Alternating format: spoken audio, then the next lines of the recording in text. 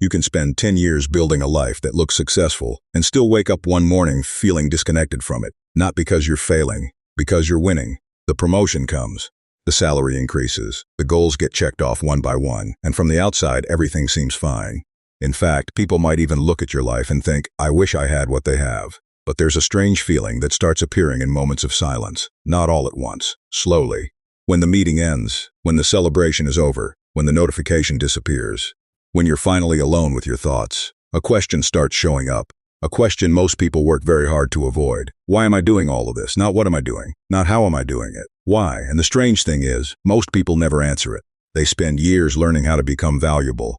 Years learning how to become productive. Years learning how to become successful. But almost no time learning what all that success is supposed to serve. So they keep moving faster, harder, higher, believing the next achievement will finally make everything feel complete. But what if the feeling you're chasing isn't on the other side of more success? What if it's hidden somewhere else entirely? And what if the people who inspire loyalty, build movements, change industries, and leave a lasting impact on the world, all understand something most of us never stop long enough to discover? For more than a decade, one question has fascinated psychologists, leaders, entrepreneurs, and some of the world's most influential organizations. Why do some people inspire action, while others spend their entire lives trying to be noticed? Why do some companies create customers, while others create believers? Why do some leaders attract loyalty that survives setbacks, failures, and criticism, while others lose support the moment things become difficult? Over the next few minutes, we're going to investigate that question. You'll discover why some ideas spread while others disappear, why certain leaders create movements instead of followers, why many ambitious people feel lost even after achieving everything they thought they wanted, and most importantly, you'll learn a framework that can fundamentally change how you make decisions, choose opportunities, build a career, and understand the deeper purpose driving your life. Because once you see this pattern, you start seeing it everywhere. To find the answer, we need to explore 5 ideas most people never connect together. Why manipulation can create action, but never loyalty. Why people follow beliefs long before they follow products. Why the human brain responds differently to purpose than it does to information. Why great organizations often lose the very thing that made them successful in the first place.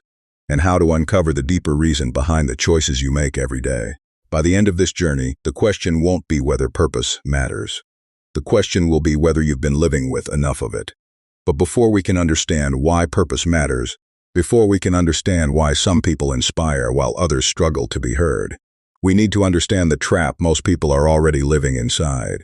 A trap so common that millions of people mistake it for success. And that's where this story begins. A trap doesn't feel like a trap when you're inside it. That's what makes it dangerous. Nobody wakes up one day and decides to spend their life chasing things that don't matter. It happens gradually. A little pressure here, a little expectation there, a few comparisons, a few milestones. And before you know it, you're running on a path you never consciously chose. Think about the advice most of us received growing up. Study hard, get good grades, find a good career, work hard, get promoted, earn more money, buy the house, reach the next level. And to be clear, there's nothing wrong with any of those things. The problem is that very few people ever stop to ask a much more important question. Important compared to what? Important compared to whom? Important for why? Because the moment you stop asking those questions, achievement becomes automatic. And when achievement becomes automatic, you can spend years climbing a ladder without ever checking whether it's leaning against the right wall. Maybe you've felt this. You get the promotion you've been working toward for years.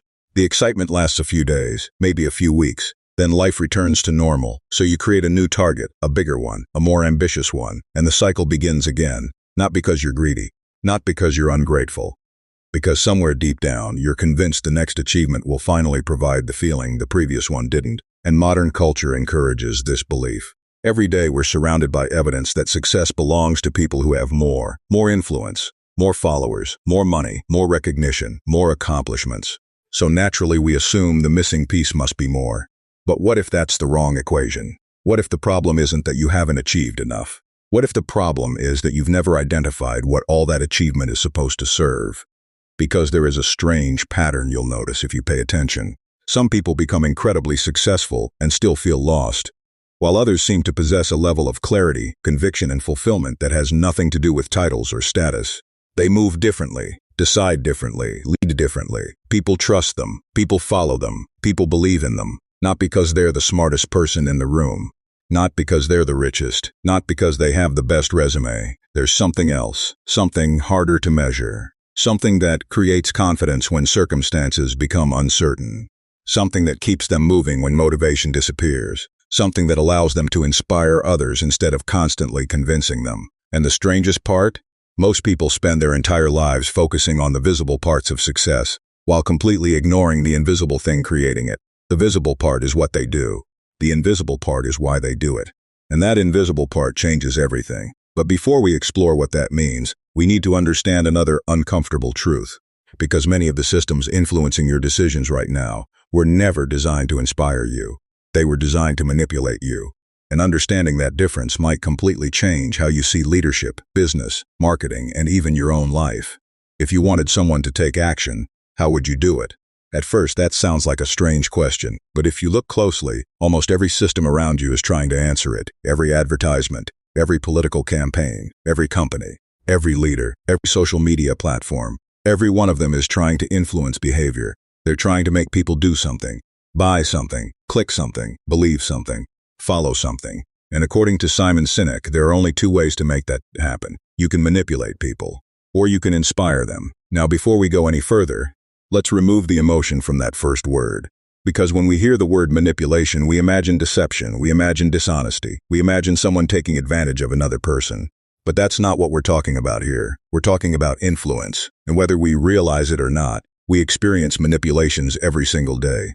Limited time offer, only 3 left. Buy one, get one free. Act now, don't miss out, everyone else is doing it. These messages work. In fact, that's exactly why they're used. Fear works, scarcity works, discounts work, peer pressure works, novelty works, promises work. They're powerful because they trigger immediate action. And if all you care about is getting a quick response, manipulation can be incredibly effective. A discount increases sales. A promotion creates urgency. A fear-based message gets attention. The numbers move, the metrics improve, the transaction happens. Problem solved, at least temporarily. But here's where things become interesting. Ask yourself a simple question. What happens when the discount disappears? What happens when the promotion ends? What happens when the fear fades? What happens when someone else offers a slightly better deal? Most of the time, people leave. Because the relationship was never built on belief. It was built on incentive. And incentives expire. That's why companies often find themselves trapped in a cycle. A discount works. So they run another one, then another, then another. Eventually, customers stop buying because they value the product. They buy because they expect the next discount. And now the company has a problem. The very thing that increased sales started weakening loyalty. But this doesn't only happen in business, it happens everywhere. Think about leadership. Some managers motivate through pressure. Deadlines, bonuses, threats, performance reviews, and once again, it works. People comply, people perform, people do what's required, but remove the pressure, and the motivation disappears with it. Because compliance and commitment are not the same thing. One is borrowed, the other comes from within, and that's the distinction most people miss. Manipulation can create action, but it cannot create belief. Manipulation can create transactions, but it cannot create loyalty. Loyalty is something entirely different. Loyalty is when people stay, even when they don't have to. It's when someone chooses a company despite cheaper alternatives. It's when employees stay through difficult times. It's when people defend an idea before they defend themselves. It's when a mission becomes part of someone's identity. And once you understand that difference, you begin seeing the world differently. You start noticing that many organizations are obsessed with getting people to act. Very few are focused on giving people something to believe in. And the organizations that do create belief, the ones that create loyalty instead of transactions, all seem to follow the same pattern. A pattern so simple that once you see it, you'll wonder how you missed it. Because the leaders who inspire people don't think differently because they're smarter. They think differently because they start somewhere different. And that discovery became the foundation of everything Simon Sinek would later teach. A simple framework, 3 circles, 1 question. And the reason some people inspire action while others spend their lives trying to be noticed. At this point, a strange question begins to emerge. If manipulation creates action but not loyalty, then what creates loyalty? What creates belief? What creates trust? And why do certain people seem capable of creating all 3 without constantly relying on pressure, incentives, or persuasion? Simon Sinek became obsessed with that question, because if you look closely at history, the pattern appears everywhere. Some leaders inspire people to take risks. Some companies attract customers who remain loyal for decades. Some movements spread with almost no resources. Others have all the money, all the talent, all the advantages, and still struggle to create lasting impact. Why? What are the successful ones doing differently? At first glance, nothing. They have products. Everyone has products. They have services. Everyone has services. They have goals. Everyone has goals. From the outside, they often look remarkably similar. But when Simon Sinek examined the organizations and leaders who consistently inspired others, he noticed something almost invisible. They communicated differently. Not slightly differently. Fundamentally differently. Most people start with what they do. They tell you their profession, their product, their credentials, their accomplishments. A lawyer says, I'm a lawyer. A company says, we make software. A creator says, I make videos. Everything begins with the visible outcome, the what. Then, if you ask more questions, they explain how they're different, how they're better, how they're more efficient, how they're more innovative. And sometimes, if you keep asking long enough, you might eventually hear why. But by then, most people have already stopped listening, because information alone rarely inspires anyone. And this is where the pattern reveals itself. The leaders who inspire don't start with what. They don't start with how. They start somewhere else entirely. They start with why. Not why as in profit. Not why as in strategy. Not why as in a marketing slogan. Why as in belief. Why as in purpose. Why as in the reason they exist in the first place. And from that observation came a simple model. 3 circles, one inside another. At the center, why, then how, then what. Most people in organizations communicate from the outside in. What, how, why. The inspiring ones communicate from the inside out. Why, how, what. Now at first, this sounds almost too simple. You might be thinking, so what? And that's exactly what makes it powerful. Because once you see it, you start noticing it everywhere. Take a company like Apple. Most companies in the technology industry communicate something like this. We make great computers. They're beautifully designed, easy to use, reliable. Want to buy one? Makes sense, nothing wrong with it. But Apple didn't communicate that way. Instead, their message sounded more like this. We believe in challenging the status quo. We believe in thinking differently. We believe in questioning conventional thinking. The way we do that is by creating beautifully designed products that are simple and easy to use. Oh, and we happen to make computers. Notice what happened. The computer didn't disappear. The product was still there. But the product wasn't the point. The belief came first. The product became evidence of the belief. And that's a completely different conversation. Because people weren't buying a computer. They were buying a reflection of how they saw themselves, creative, independent, different, and suddenly something fascinating happens. The relationship is no longer transactional. It becomes personal, because beliefs are personal, identity is personal, purpose is personal. And when people see their own beliefs reflected in yours, trust begins to form. This is why some companies create customers, while others create advocates. This is why some leaders create employees, while others create believers. This is why some ideas disappear the moment they're challenged, while others spread across generations. Because people may listen to what you do, but they commit to why you do it. And once you understand that, an even bigger question appears. Why does this work? Why does starting with why feel so different from starting with what? Why do human beings respond so powerfully to purpose? The answer has nothing to do with business, nothing to do with marketing, nothing to do with leadership. It has to do with something much deeper. The way the human brain itself is wired. At this point, you might be wondering something. If starting with why is so powerful, why? Why does a belief feel more compelling than a list of facts? Why does purpose create trust? Why do some messages feel convincing, while others feel unforgettable? Because if the golden circle were just another communication framework, it wouldn't explain why the same pattern appears in business, politics, leadership, movements, and even personal relationships. There has to be something deeper happening.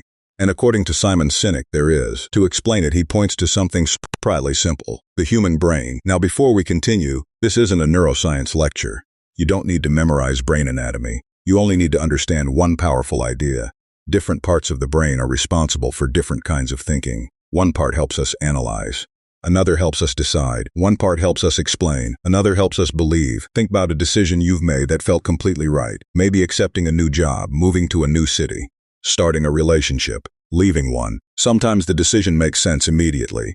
Sometimes it doesn't. But you've probably had an experience where you just knew. You couldn't fully explain it. You couldn't prove it. You didn't have a spreadsheet. You didn't have perfect information. Yet something inside you said, this feels right, and only later did you create logical reasons to justify the choice. Most people have experienced that, and that's the clue. Because human beings like to think they make decisions logically. But if that were true, the world would look very different. People wouldn't spend more money on brands they trust. People wouldn't remain loyal during difficult times. People wouldn't follow leaders through uncertainty. People wouldn't stay committed to causes that demand sacrifice. Logic alone rarely produces commitment. Something else does. Sinek argues that the outer layer of the golden circle, the what, corresponds to the part of the brain associated with rational thought, analysis, facts, and language. This is the part that processes features, data, specifications, comparisons, evidence. It's incredibly important. But according to his model, it isn't the primary source of trust or loyalty. Then there are the deeper systems involved in feelings, belonging, trust, and decision-making. The systems connected to instinct, conviction, loyalty. The feeling that something is right even before you can explain why. And suddenly the Apple example starts making more sense. Apple wasn't winning because customers carefully compared every specification. Apple was creating a feeling, a sense of identity, a sense of belonging, a belief. The computer became proof. The belief came first. The same thing happens with people. Have you ever met someone and trusted them almost immediately? Not because of their credentials, not because of their resume, not because they gave you a list of reasons. Something about them felt authentic. Their actions matched their beliefs, their words matched their behavior, and trust appeared, not instantly, but naturally, because trust rarely begins with information. Trust begins with alignment, when what someone says matches what they genuinely believe. And this is where one of the most important ideas in the entire book appears. People don't buy what you do, they buy why you do it, not because they're irrational, not because facts don't matter, but because belief gives meaning to facts, purpose gives context to action, and identity gives emotion to information. Without why, all you're left with is what? Features, benefits, claims, promises, and anyone can copy those. But beliefs? Beliefs are different. Beliefs create tribes. Beliefs create cultures. Beliefs create movements. And once people feel that their own identity is connected to your purpose, something remarkable happens. They stop acting like customers. They stop acting like employees. They stop acting like observers. They become believers. And believers behave differently. They stay longer. They trust deeper. They forgive mistakes. They spread the message. They defend the mission. They bring other people with them. Which leads to a question that may be even more important than the golden circle itself. If belief creates trust, and trust creates loyalty, how exactly does loyalty form? Why do some organizations create lifelong advocates, while others spend their entire existence fighting for attention? Because that's where this story goes next. Not to products, not to marketing, to one of the most powerful forces in human behavior. Trust. Think about the people you trust most, not the most successful people, not the most intelligent people, not even the people who have helped you the most. The people you trust. What makes them different? It's an interesting question, because trust is one of the most important forces in human life. And yet most people struggle to explain where it comes from. You can't force it, you can't demand it, you can't buy it. And the moment you try to manufacture it, people can usually feel it. Trust has a strange way of revealing authenticity, or exposing the lack of it. Think about someone you've known for years, a close friend, a mentor, a family member. At some point, you stopped evaluating every decision they made. You stopped questioning every word. You stopped asking whether they were trustworthy. Trust became the default, not because they were perfect, but because they were consistent. Their actions matched their values. Their behavior matched their beliefs. And over time, certainty became confidence. Confidence became trust. And trust changed everything, because trust simplifies human relationships. When trust exists, people give each other the benefit of the doubt. When trust exists, mistakes become forgivable. When trust exists, uncertainty becomes manageable. When trust exists, people stay. And that's where loyalty begins, not with satisfaction, not with convenience, not with incentives, with trust. This is one of the most misunderstood ideas in modern business. People often confuse repeat behavior with loyalty. They're not the same thing. A customer can buy from you repeatedly and still leave tomorrow. An employee can stay for years and still feel disconnected.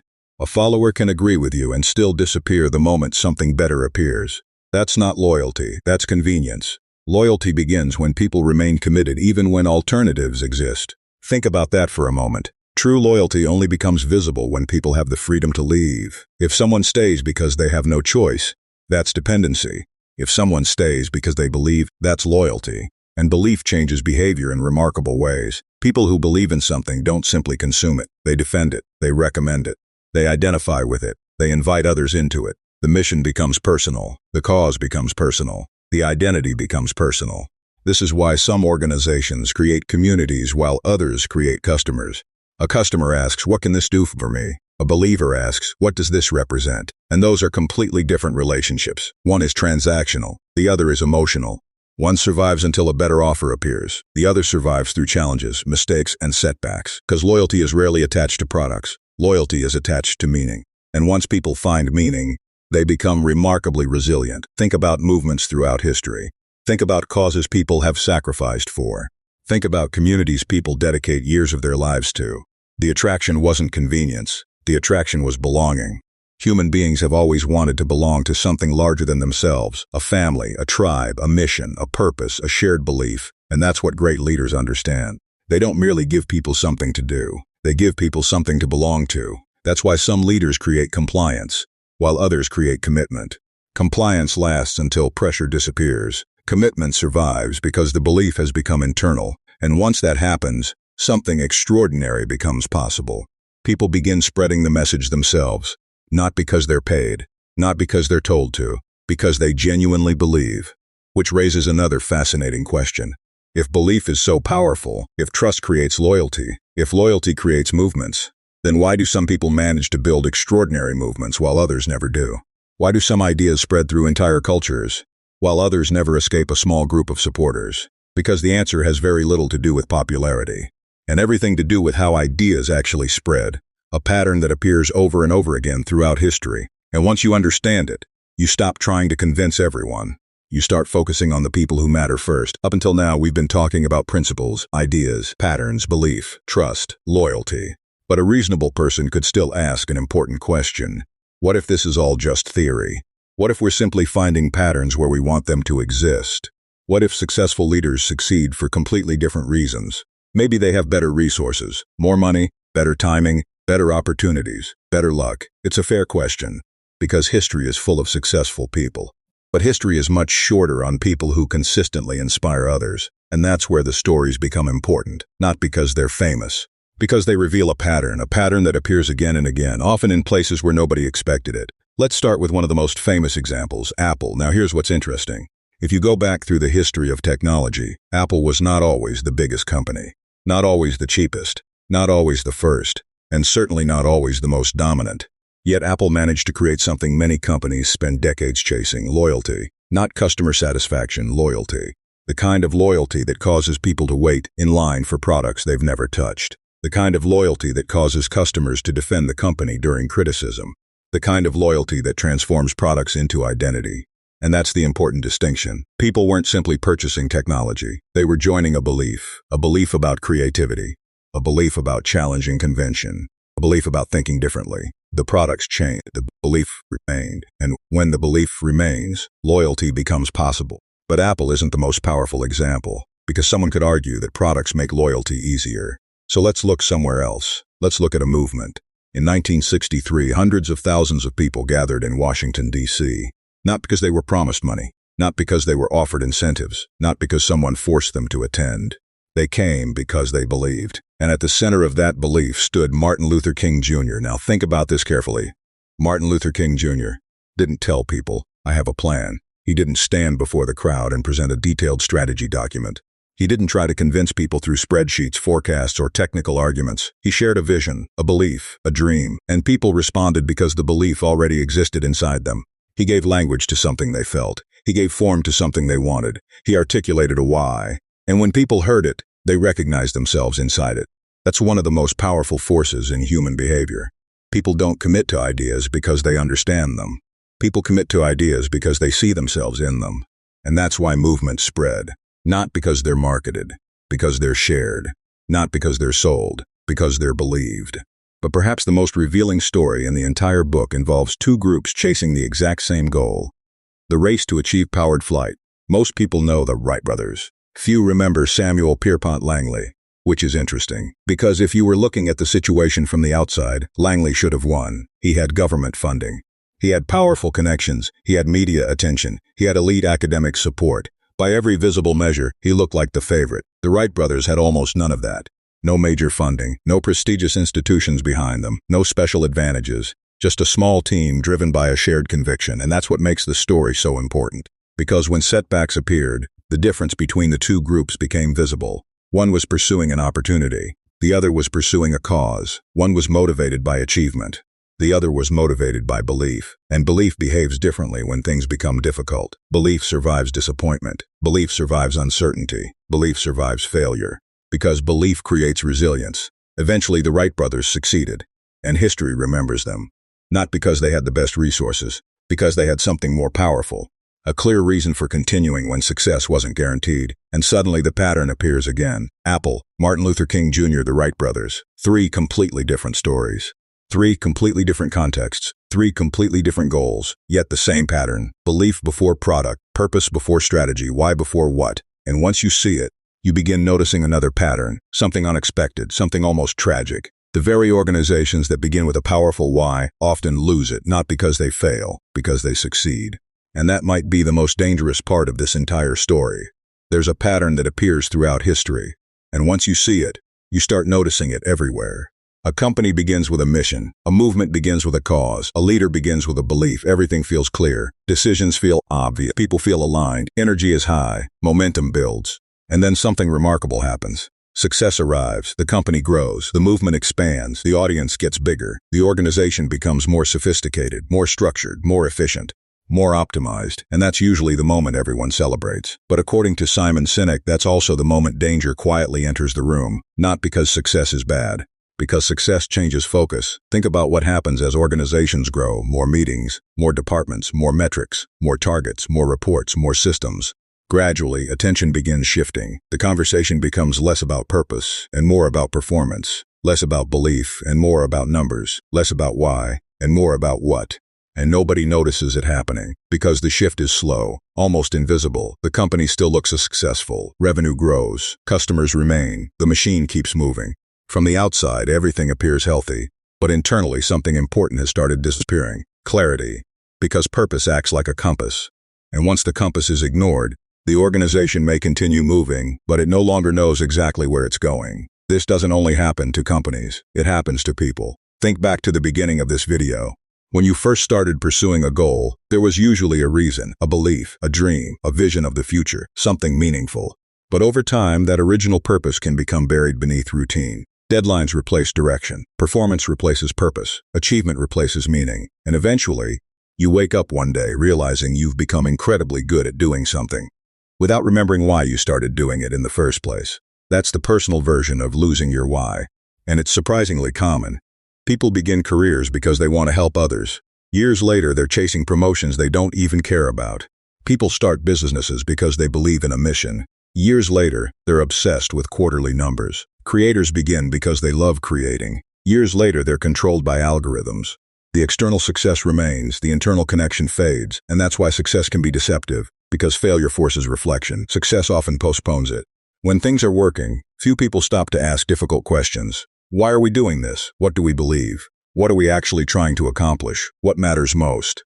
And that's precisely why some organizations thrive for generations, while others slowly become hollow versions of themselves. The difference isn't intelligence. The difference isn't talent. The difference isn't resources. The difference is whether they protect the why that created their success in the first place. Because purpose isn't something you discover once and keep forever. Purpose has to be remembered, repeated, protected, reinforced again and again, otherwise the what becomes so loud that the why disappears beneath it. And once that happens, even success can start feeling empty. Which leads us to one of the most practical ideas in the entire book. Because if purpose is so important, how do you actually use it? How do you turn a why into better decisions? How do you know whether an opportunity aligns with your purpose or distracts from it? Simon Sinek offers a surprisingly simple answer, and it involves something most people would never expect. A grocery store, and a bunch of celery. At this point, a reasonable person might have one final objection. All of this sounds inspiring. Purpose, belief, trust, why. But what does any of that actually look like on a Tuesday afternoon, when you're deciding whether to accept a job, launch a project, take an opportunity, spend your time, spend your money? How does purpose help when life becomes practical? Simon Sinek answers that question with one of the simplest stories in the entire book, a story involving a grocery store.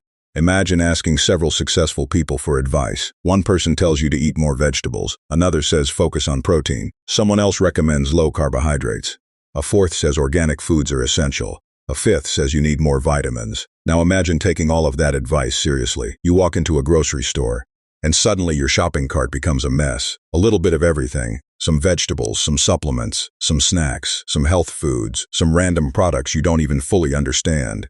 Nothing connects, nothing guides the decisions. You're reacting, not choosing. And that's how many people live their lives. One person says, take the promotion. Another says, start the business. Someone else says, move cities, invest here, work harder, work less, travel more, play it safe, take risks. And eventually life starts looking exactly like that shopping cart, full, busy, complicated, but strangely disconnected, because without a why, everything looks important. Every opportunity seems valuable. Every path appears reasonable. Every decision becomes exhausting. And that's where the celery test becomes powerful. Imagine something different. Imagine you know your why, not perfectly, but clearly enough. You know what you believe. You know what matters. You know the direction you're trying to move. Now you walk into the same grocery store, and suddenly every decision becomes easier. Not because there are fewer options, because you have a filter, a compass, a standard. Now the question isn't, is this a good opportunity? The question becomes, is this aligned with my why? And those are completely different questions. One focuses on possibility, the other focuses on purpose. One creates endless options, the other creates clarity. This is why people with a strong sense of purpose often appear decisive. It's not because they know more, it's because they eliminate more. They say no more often, they ignore more distractions, they reject more opportunities. And that sounds counterintuitive, because we're taught that success comes from doing more. But some of the most fulfilled people understand something different. Success often comes from knowing what to ignore. Think about your own life. How many decisions are creating stress right now? How many opportunities are competing for your attention? How many goals are pulling you in different directions? Now imagine running every one of them through a single question. Does this support what I truly believe, or does it simply look impressive? That question alone can change a career, a business, a relationship, even an entire life, because purpose isn't just something that inspires action. Purpose simplifies decisions. It turns complexity into clarity. And once you understand that, another realization appears. Perhaps the goal was never to convince everyone. Perhaps the goal was never to attract everyone. Perhaps the goal was simply to find the people who already believe what you believe. And that's exactly how every great movement begins. There's a hidden assumption many people carry through life. An assumption so common that most of us never question it. The assumption is this: if an idea is good enough, everyone should understand it. Everyone should support it. Everyone should agree with it. Everyone should see its value. And when that doesn't happen, we become frustrated. We explain harder. We argue more. We try to convince. We try to persuade. We try to win people over. But according to Simon Sinek, that's not how ideas spread. In fact, the need to convince everyone might be one of the biggest reasons people lose momentum. Because history shows something fascinating. Every movement, every innovation, every breakthrough, every major shift in culture starts the same way, not with everyone, with a few people. A small group, a minority, a handful of believers. Think about any major idea. At the beginning, most people don't understand it. Some actively resist it. Some mock it. Some ignore it. Some dismiss it. That's normal. In fact, it's expected, because human beings adopt ideas at different speeds. Some people are naturally drawn toward new possibilities. Others prefer certainty. Some are willing to take risks. Others wait for proof. And that's why every population tends to follow a similar pattern. At one end are the innovators. These are the people willing to try something before anyone else does. They experiment, they explore, they embrace uncertainty. Next come the early adopters, the people who recognize potential before the majority sees it. These are often the individuals who transform a new idea into a movement. Because they're trusted, people pay attention to them. People watch what they do. And when early adopters believe, others begin paying attention. Then eventually comes the majority. And later still, the skeptics. The people who require overwhelming evidence before changing their minds. Now here's the insight that changes everything. Most people spend their lives focusing on the wrong group. They focus on the skeptics, the critics, the people who don't believe, the people who need endless convincing. And that's exhausting, because those people aren't where movements begin. Movements begin with believers, the people who already resonate with your why, the people who see themselves in your message, the people who share the same values. The people who don't need to be persuaded into caring. They already care. And once enough of those people gather together, something remarkable happens. Momentum appears. Not because everyone agrees, because enough people believe. This is true for businesses. It's true for leaders. It's true for creators. It's true for careers. It's true for ideas. And it's true for life. Many people spend years trying to become universally accepted. But universal acceptance has never been the starting point of meaningful change. Meaningful change begins when a small group of people share a belief strongly enough to act on it. That's how movements start. That's how cultures change. That's how trust spreads. And perhaps most importantly, that's how purpose becomes visible. Because purpose isn't designed to attract everyone. Purpose is designed to attract the right people. The people who already believe what you believe. And once you understand that, a lot of pressure disappears. You stop asking, how do I get everyone to like me? You start asking, how do I become clearer about what I believe? Because clarity attracts, confusion repels. And that's true whether you're leading a company, building a career, creating content, or simply trying to live a meaningful life. But all of this leads to one final question. A question that has quietly been sitting beneath every idea we've explored. If purpose creates trust, if trust creates loyalty, if loyalty creates movements, if clarity attracts the right people, then where does purpose come from in the first place? How do you actually find your why? Not a company's why, not a leader's why, yours. And that question changes everything. Throughout this entire journey, we've talked about companies, leaders, movements, organizations, ideas, beliefs. But if we're being honest, none of those are the real subject of this story. The real subject is you, because eventually every idea in this book becomes personal. Eventually every question circles back to the same place. Your life, your choices, your direction, your purpose. And that's where things become uncomfortable, because finding your why sounds exciting until you realize what it actually requires.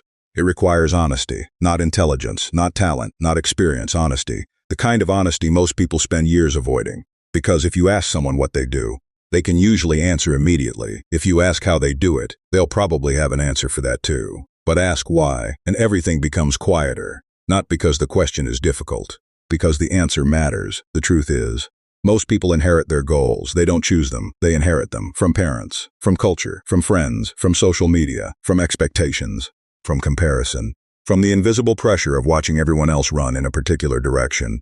And after enough time, those borrowed goals start feeling like your own. Until one day you stop and wonder, wait, do I actually want this? That's a frightening question, because sometimes the answer is yes, and sometimes it isn't. Think about how many people spend years pursuing something without ever examining the belief underneath it. They want more money. Why? They want more status. Why? They want more recognition. Why?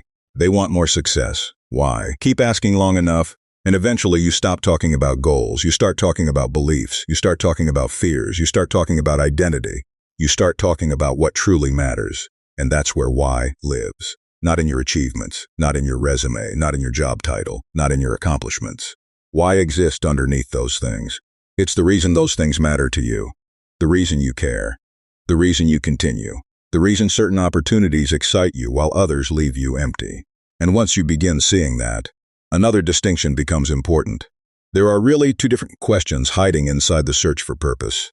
The first is, what impact do I want to create? That's the external why, the contribution, the mission, the difference you hope to make. But beneath that question lies a deeper one, a more personal one. What happened in my life that made this matter to me? That's the internal why, and often, that's where the real answer lives. Maybe you value freedom because at some point you felt trapped. Maybe you value creativity because at some point you felt invisible. Maybe you value leadership because at some point you felt lost.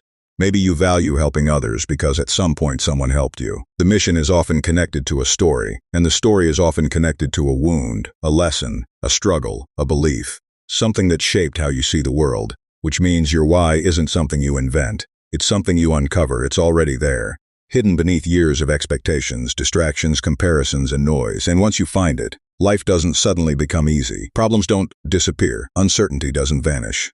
But something important changes. Decisions become clearer. Distractions become easier to ignore. Opportunities become easier to evaluate, because now you have a compass, not a map, a compass.